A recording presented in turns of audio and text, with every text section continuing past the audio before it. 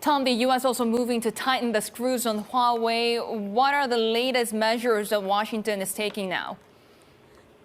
This is a significant move from the Commerce Department. They unveiled new rules that require any chip maker, not just American chip makers, any chip maker around the world using U.S. technology to get a license before they can sell to Huawei. Now, the U.S. has labeled this company as a national security threat.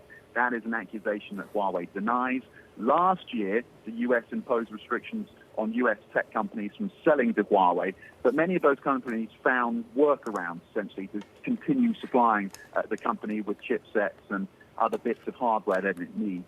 The latest move restricts that kind of supply from U.S. companies, but it also impacts, again, international companies, including the Taiwanese chip maker TSMC, on which Huawei has become increasingly reliant for many of its chips. So this is a big body blow for Huawei from the U.S.